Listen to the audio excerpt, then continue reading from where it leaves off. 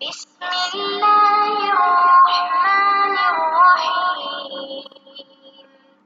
اعوذ باللہ السمیع العلیم من الشیطان الرجیم بسم اللہ الرحمن الرحیم الحمد لأہلہ والصلاة علی اہلہا. عزیز طلباء السلام علیکم ورحمۃ اللہ وبرکاتہ. شرح المدوم کتاب جہاد درس نمبر 470 میں امام کے حکم کو تسلیم کرنے کا حکم شرعی بیان ہونے والا ہے. کتاب جہاد کی فصل دوم میں جنگ روکنے کے احکام پر گفتگو ہو رہی ہے. دوسرا مورد امام کے حکم کو تسلیم کرنے کا شرعی حکم ذکر ہونے والا ہے. امام یا اس کے نائب کے حکم کو تسلیم کرنے کی صورت میں جنگ بندی کا حکم ہے. متعلقہ مسائل اور فروعات بیان ہوں گے، روایات اور احادیث کا تذکرہ ہوگا، عبارت کی تشریح اور تطبیق پیش کی جائے گی. دوسرا مورد کے جس میں جنگ بندی کی جاتی ہے وہ یہ ہے کہ دشمن امام کے یا اس کے نائب کے حکم کو تسلیم کرنے کے لیے راضی ہو، اور امام جس کو انتخاب کرتے ہیں تو اس میں درج ذیل شرائط ہونی چاہیے: عاقل ہو، بالغ ہو، مختار ہو یعنی اپنے ارادہ اور اختیار کے ساتھ حکم کرے، نہ مجبور ہو، مسلمان ہو اور عادل ہو، مرد ہو اور آزاد ہو. لیکن شہید اول نے یہ شرائط ذکر نہیں کی کیونکہ امام علیہ السلام معصوم ہوتا ہے، اور ظاہر ہے کہ امام معصوم جامع الشرائط شخص کو ہی انتخاب کرتا ہے، پس مصنف کو ان کو ذکر کرنے کی ضرورت نہیں ہے. لیکن جو شخص امام کو معصوم ہونے کو شرط نہیں سمجھتا تو اس کے لیے ضروری ہے کہ وہ ان شرائط کو ذکر کرے. عبارت کو دیکھتے ہیں. فرمایا وَثَانِيهِمَا النُّزُولُ عَلَى حُكْمِ الْإِمَامِ أَوْ مَنْ يَخْتَارُهُ الْإِمَامُ وَلَمْ يَذْكُرْ شَرَائِطَ الْمُخْتَارِ اتِّكَالًا عَلَى إِسْمَتِهِ الْمُقْتَضِيَةِ لِاخْتِيَارِ جَامِعِ الشَّرَائِطِ وَإِنَّمَا يَفْتَقِرُ إِلَيْهَا مَنْ لَا يَشْتَرِطُ فِي الْإِمَامِ ذَلِكَ. دوسرا مورد کے جس میں جنگ بندی کی جاتی ہے: النزول علی حکم الامام او من یختارہ الامام، یعنی اگر دشمن امام کے یا جس کو امام انتخاب کرتا ہے اس کے حکم کو تسلیم کرتے ہیں، اس پر راضی ہوتے ہیں تو جنگ بندی کی جاتی ہے.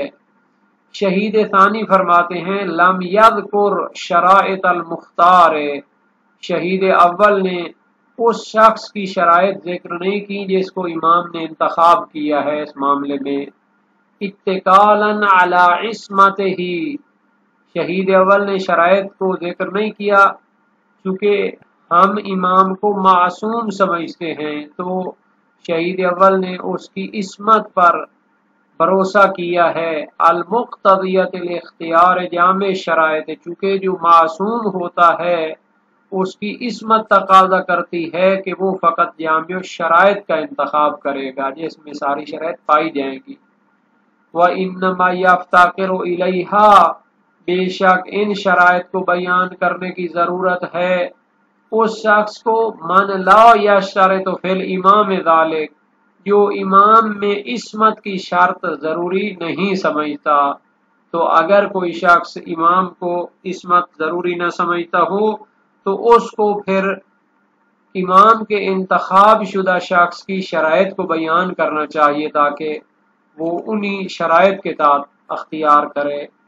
فَيَنْفُذُ حُكْمُهُ، پس امام یا امام کے انتخاب شدہ شخص کا حکم نافذ ہوگا.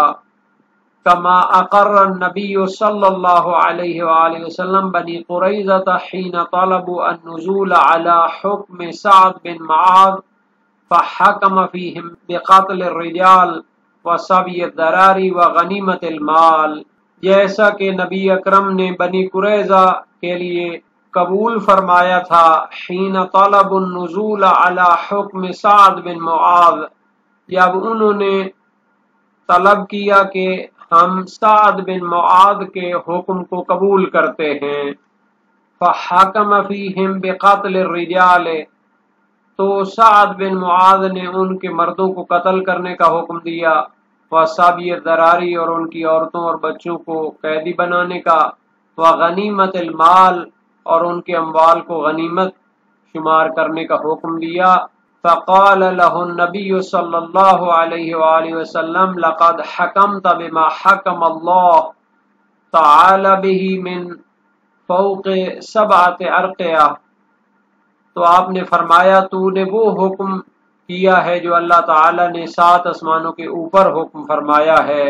وَإِنَّمَا يَنفُذُ حُكْمُهُ مَا لَمْ يُخَالِفْ الشَّرْعَ، اور امام کے منتخب شخص کا حکم تب نافذ ہوگا ما لم يخالف الشرع، جب وہ شریعت کے مخالف نہ ہو، بِأَن يَحْكُمَ بِمَا لَا حَظَّ فِيهِ لِلْمُسْلِمِينَ، یعنی اگر وہ ایسا حکم کرے کہ جس میں مسلمانوں کا فائدہ نہ ہو، او ما ینافی حکم ذمت لأہلہا، یا ایسا حکم کرے کہ جو اہل ذمہ کے حکم کے منافی ہو، کیونکہ اہل ذمہ جب حکومت اسلامی کے حفاظت میں ہوتے ہیں تو اس کی کچھ شرائط ہیں۔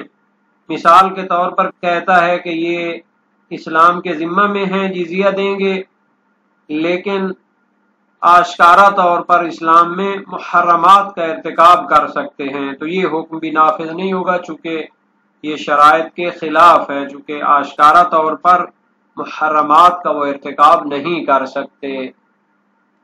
یہ جو دوسرا مورد بیان ہوا ہے کہ وہ حکم حاکم کو قبول کرنے کے لیے راضی ہو جائیں تو اس کے حکم کے مطابق عمل کیا جائے گا، اس کے مشروع ہونے میں اور جائز ہونے میں کوئی اختلاف نہیں، کیونکہ غیر شیعہ منابع میں ہے ان النبی صلی اللہ علیہ وآلہ وسلم لما حاصر بنی قریظہ رضوا بأن ينزلوا على حکم سعد بن معاذ فأجابهم صلی اللہ علیہ وآلہ وسلم الى ذلك فحکم علیہم بقتل رجالہم وصبی ذراريهم، فقال له النبی صلی اللہ علیہ وآلہ وسلم لقد حکمت بما حکم اللہ تعالی به فوق 7 ارقیاء 7 سماوات۔ تاریخ طبری جلد 2 صفحہ 588 میں ہے کہ نبی اکرم نے جب بنو قریظہ کو محاصرہ فرمایا تو وہ حکم قرار دینے پر راضی ہوئے سعد بن معاذ کو، تو آپ نے اس کو قبول فرمایا، تو اس نے ان کے مردوں کو قتل کرنے اور ان کی عورتوں اور بچوں کو قیدی بنانے کا حکم دیا۔ نبی اکرم نے فرمایا تو نے وہ حکم کیا جو اللہ تعالیٰ نے 7 آسمانوں کے اوپر کیا ہے۔ جبکہ شیعہ مصادر میں ہے مسعد بن صدقہ کی روایت امام صادق علیہ السلام سے کہ آپ جس کو سریہ پر کسی جنگ پر بھیجتے تھے تو وصیت فرماتے تھے اذا حاصرت اہل حصن فارادوک ان ينزلوا على حکم اللہ عز وجل فلا تنزلهم ولكن انزلهم على حکمکم ثم اقض فیہم بعد ما شئتم فانکم ان انزلتموهم على حکم اللہ لم تدروا تصیبوا حکم اللہ فیہم ام لا، واذا حاصرتم اہل حصن فان آذنوک على ان تنزلهم على ذمۃ اللہ وذمۃ رسولہ فلا تنزلهم ولكن انزلهم على ذممكم وذمم آبائكم واخوانكم فإنكم ان تغفروا ذممكم وذمم آبائكم واخوانكم كان ايسر عليكم يوم القيامة من ان تغفروا ذمة الله وذمة رسوله۔ وسائل شیعہ باب 15 ابواب جہاد العدو میں حدیث سیوم ہے کہ جب کسی کلا والوں کو محاصرہ کرو، اگر وہ حکم خدا پر راضی ہونا چاہیں تو اس پر ان کو مصالحت نہ کرو، بلکہ ان کو اپنے حکم پر راضی کرو، پھر ان میں جو چاہو حکم کرو، کہ اگر تم حکم خدا پر راضی ہوتے ہو تو تمہیں معلوم نہیں ہوگا کہ اللہ ان میں کیا حکم کرتا ہے یا نہیں کرتا، لیکن جب تم محاصرہ کرتے ہو کسی کلا والے کو اور وہ تمہیں کہیں کہ اللہ اور رسول کے امان میں قرار دے تو اس پر راضی نہ ہو، بلکہ اپنے ذمہ اور اپنے آباء و اجداد کے اور دوستوں کے ذمہ پر ان کو قرار دو، امان میں قرار دو، کہ اگر تم اپنے امان یا اپنے آباء اور اپنے دوستوں کی امان کی مخالفت کرتے ہو تو یہ قیامت کے دن آسان ہوگا اس سے کہ اللہ اور رسول کی امان کو مخالفت کرو۔ اور اسی طرح غیر شیعہ مصادر میں بھی ہے، کنز العمال جلد 2 صفحہ 297 اور نمبر ہے 6280۔ اس لیے شیبانی کا نظریہ ہے کہ امام کو حکم خدا پر ان کو راضی کرنا جائز نہیں ہے۔ یہ ان کے جو ائمہ ہوتے ہیں اس میں تو جائز ہے، لیکن ہمارے ہاں چونکہ ائمہ معصوم ہوتے ہیں، جیسے رسول اکرم صلی اللہ علیہ وسلم معصوم ہیں اور حکم خدا کو جانتے ہیں جو واقعی حکم ہے، تو امام کے حکم کو قبول کرنا جائز ہے۔ یہ جو بنی قریظہ کا واقعہ ہے وہ یہ ہے کہ نبی اکرم صلی اللہ علیہ وآلہ وسلم جب جنگ احزاب سے پلٹے تو جبرائیل آئے اور کہا کہ ابھی اسلحہ نہ اتاریں کہ میں قریش کے لشکر کو حمراء الاسد تک چھوڑ کے آیا ہوں، اور اب اللہ تعالیٰ نے تمہیں حکم کیا ہے کہ بنی قریظہ سے جنگ کرو، اور ہم بھی ملائکہ کے ساتھ ان کے قلعہ کو ہلا کر رکھ دیں گے تاکہ آپ بھی یہاں پر پہنچ جائیں۔ پس نبی اکرم صلی اللہ علیہ وآلہ وسلم نے جنگ کا علم امیر المومنین کو دیا اور اس کی طرف چل پڑے۔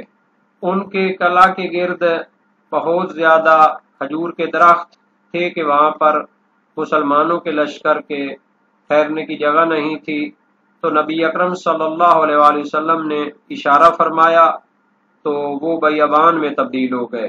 3 دن تک ان کے قلعہ کا محاصرہ رہا۔ ان 3 دنوں میں کوئی یہودی بیر نہیں آیا، اور اس کے بعد غزال بن شمول کو بھیجا نبی اکرم کے پاس کہ ہم تسلیم ہوتے ہیں، اس شرط کے ساتھ کہ ہمیں وہ کریں جو بنو نذیر کے ساتھ کیا تھا، اور ہمیں امان دیں، ہمارے خون محفوظ ہوں، ہمارے اموال بھی ہم آپ کو دیتے ہیں، اور اپنی عورتوں اور بچوں کو لے کر یہاں سے چلے جائیں گے۔ آپ نے فرمایا یہ نہیں ہوگا مگر یہ کہ میرے حکم کو قبول کرو۔ تو غزال واپس چلا گیا اور کئی دن تک قلعہ میں ہی رہے، یہاں تک کہ ان کے عورتیں اور بچے رونے لگے اور محاصرہ سخت ہو گیا۔ تو نباش بن قیس کو نبی اکرم صلی اللہ علیہ وآلہ وسلم کی خدمت میں بھیجا اور کہا کہ ہم سعد بن معاذ کے حکم کو قبول کرتے ہیں۔ اس وقت قبیلہ اوس کے اشراف کے سعد بن معاذ ان کا رئیس تھا، وہ نبی اکرم کی خدمت میں آئے اور کہنے لگے اے خدا کے رسول، بنی قریظہ ہمارے ہم پیمان ہیں اور ہمیشہ خزرج کے ساتھ جنگ میں ہمارے مدد کرتے تھے۔ آپ نے بنی قینقاع کے بارے میں خزرج کے لوگوں کو حکم دیا تھا، تو بنی قریظہ کے لیے ہمیں آپ بخش دیں۔ تو نبی اکرم صلی اللہ علیہ وآلہ وسلم نے فرمایا آیا راضی ہو کہ تمہارے قبیلے میں سے ایک کو حکم قرار دوں؟ انہوں نے عرض کی بالکل، وہ کون ہے؟ فرمایا سعد بن معاذ، جو وہ حکم کرے وہی حکم کریں گے۔ یہودیوں نے دروازے کھول دیے اور قلعہ سے باہر آ گئے۔ اس وقت نبی اکرم نے فرمایا کہ سعد بن معاذ کو مدینہ سے لایا جائے، چونکہ وہ جنگ احد میں زخم کی وجہ سے نبی اکرم کے ساتھ نہیں آ سکے تھے۔ سعد کو سوار کر کے لایا گیا۔ جب سعد نبی اکرم کے پاس آئے تو نبی اکرم نے قبیلہ اوس سے کہا کھڑے ہو جاؤ اور اپنے رئیس کو اتارو۔ تو اس کے قبیلے کے لوگ اٹھے اور اس کو اتارا اور نبی اکرم کی محفل میں لائے۔